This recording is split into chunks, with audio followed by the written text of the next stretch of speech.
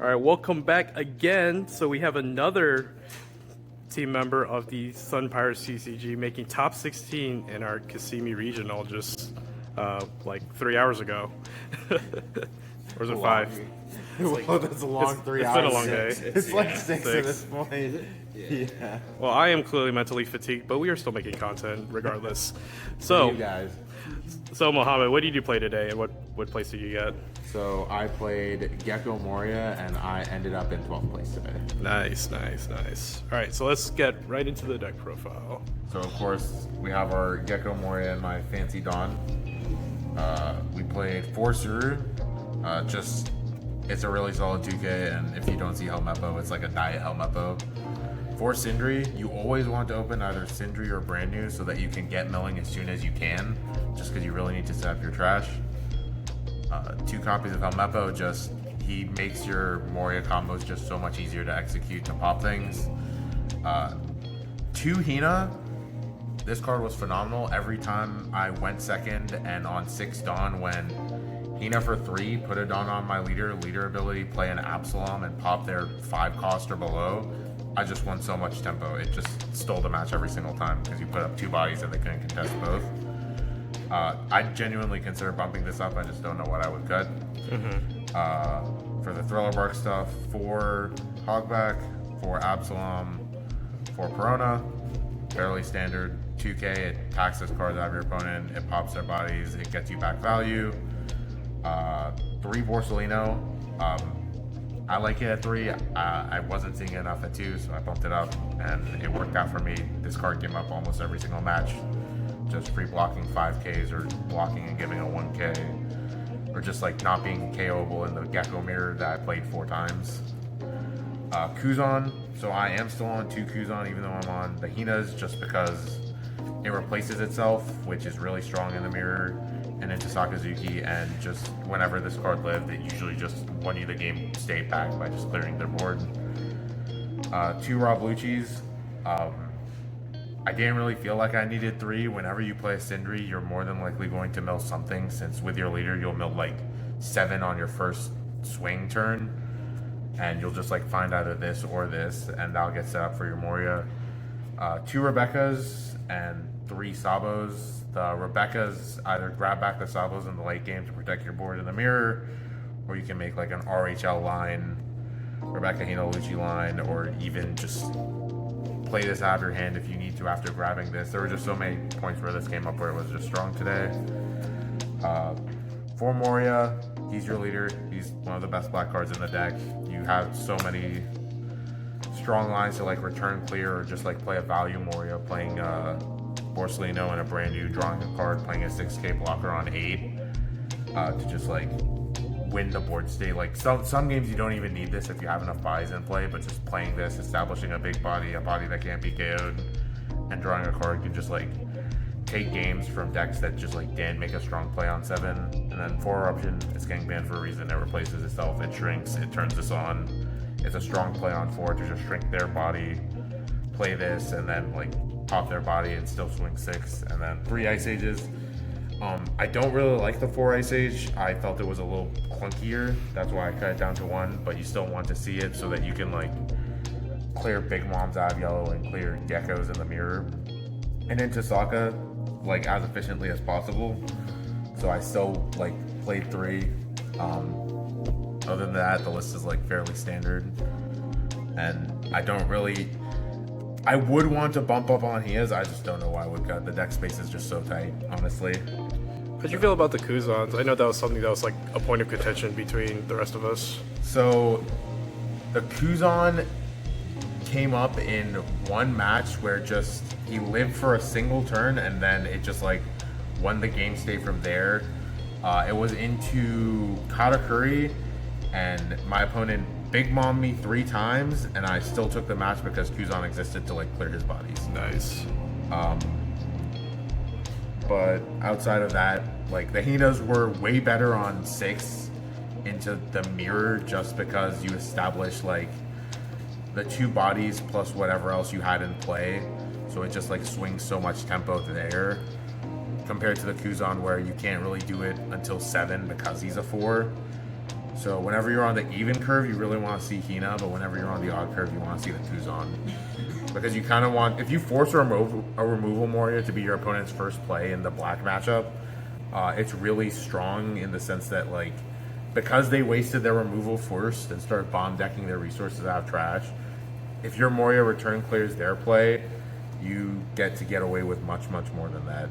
Because they wasted their removal first, and then you just, like, this replaced itself, so even though it popped it, you still drew a card. So it's just like, the trade in that sense is really strong. Did you ever feel comfortable playing like a 9-Don play of going Kuzan into Sabo? Did that ever come up today at all? It did not come up. Usually when I was getting to 9-Don, because of the, like, aggressive style we were playing, so to give a breakdown, most of my matches I just tried to, like, guard early and make a life deficit between me and my opponents. So I'd usually be around, like, 3 or 4 life while they were around, like, 2 life. And whenever that happened, I just, like, never ended up needing the Kuzan at that point because they had to play to clear my board that looked something along the lines of, like, this. Because just at that point, when you have such a big life gap, they can't ignore your bodies anymore. They have to play for your bodies instead of your life. And when they can't, like, play for board and they have to swing big, they can't play anything big, so the Kuzan just didn't come up. You could just, like, Moria for, like, a Suru and the Absalom they killed and, like, pop their 4-drop play that they played after, like, committing Dawn to killing your bodies. Gotcha.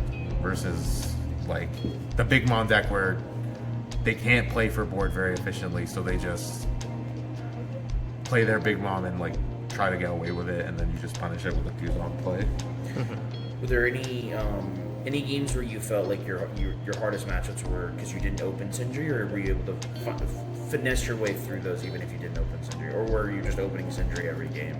I don't even think I think I played Sindri in 1 match. I just did not open Sindri all day, dude. Yeah. Were you trying to mull for it, or? I was, so I'd mull if my hand didn't have Sindri, brand new Perona, or Sabo. So one of my hands looked like Perona plus this, and then, like, this.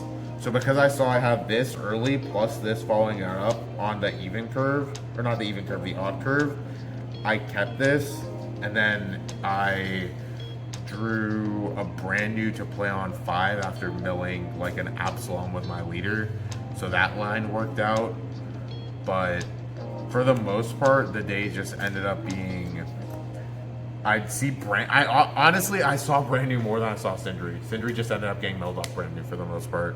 Gotcha. But the one time I did resolve the Sindri, it milled, like, 5 Navy cards, and then my leader milled 2 Thriller Bar cards because I milled 5 Navy cards, so it just worked out. And then going from that, what were your matchups today? I played 4 Morias, a Katakuri, a Sakazuki, a Reiju, a Red Purple Law, and in the final match, a Whitebeard. Shout outs to Evan, he really earned the win, honestly. So that was a good one. In those matches, your losses being the Whitebeard, and what was your other loss today? My other loss was to a Reiju. There was a few factors of variance to it. I don't think there was much I could have done to play it differently. I just whiffed on 2 searchers and lost by 1K, but the dude played very, very well, so I can't, like, get mad at him. Like, he did a very good job of playing efficiently and punishing where he could. Gotcha. So. And then into the Whitebeard, was it just unfortunate, like, minor misplays, or was it? There was a big misplay at the end. Instead of confirming a body, I did math wrong. Okay. I could have confirmed his body, and then whatever rusher he had to try and put me from 2 to dead with his leader and his 1 body that would have been left in play could not have killed me. And if he just made a Whitebeard play with the 3 cards in his hand, he just died to me swinging 8 4 times. Gotcha. But regardless, he played very phenomenally, and it's on me for not seeing the line in itself. So you did as well, so don't knock absolutely yourself 100%. For sure. But yeah, I don't. Honestly, I'd maybe put 1 more of these in. That's, like, the only change I can think of, but I have no idea what I could cut. Maybe I'd consider cutting an Ice Age, but the Ice Age did come up today. Like, having the 3 came up, so. Not to go too much longer, but to go on that point, because that. So me and Colin, we ran the list without Kuzan.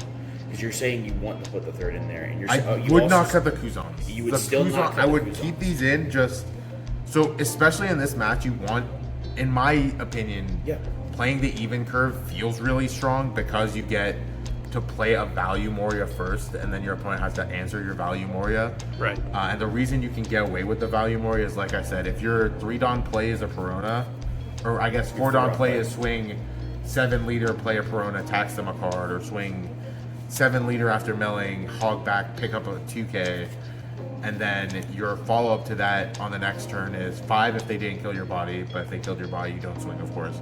And then HINA shrink whatever they played, and then play your Absalom. You now have whatever miller you use, so we'll say like a brand new, for instance, since this was like my most common board state. You have this poke for 5, this poke for 5, a HINA shrink their guy, this pop the guy, so now you've basically swung 3 bodies in the board state because you put 2 into play and you got rid of 1. And you still have the brand new who at any point you could just strap 2 Don and tax a card out of them. And then this, just because you have 4 bodies in play, your opponent has to do something here to like try and play it for board. And on 7 Don is not a very efficient way to clear this, since like even for Sakazuki, like they can maybe go hard cast their HINA, swing their leader, and then play a HINA themselves, pop a 2 and a 0. But then you still have these 2 bodies in play with pop with a Rob Lucci and still have 2 bodies in play, and then you can Moria for either your Absalom back or your Perona if they pop your Perona, or just like get a Borsellino and a second brand new, get another search, play this card that they have to bomb deck instead of pop. Yep. And they also wasted their HINA, so now your 8 cost demands like something else from their hand, like an Ice Age alone plus their leader pops this, but then they can't pop this. And then whichever body they didn't kill swings into them again, so you tax 2 more cards. And that's another turn they didn't play a blocker, so you tax another card from their hand again. So it's just getting the tempo from playing the HINA in tandem with something else on 6 is just very, very demanding from players. Yeah. And what are you typically choosing when you win the die roll? Into the top 3, Katakuri, Sakazuki, and the mirror, I would take second. Into Reiju or Yamato, I usually go first just to deny them. For Reiju specifically, you deny them going first because if they Dawn minus once, they're still able to play the even curve. Right. But if they go second and they Dawn minus, now they're onto the odd curve, so they It's like 1 extra turn effectively before lose a judge. turn, exactly. Yeah. But Yamato, it's just you don't want to give them the first attack, and it lets you like get more time to like get back counter into them. Right. But yeah, that's about all I have to say for this. Awesome. Well, congratulations again to Mohammad. And also another congratulations to Arvind. Be sure to check out our Sakazuki deck profile. But yeah, thank you so much for watching. We will see you in the next one. Remember to like, comment, subscribe, and punch that notification bell to see what's coming next from us. So Easy, guys. yeah, see you guys.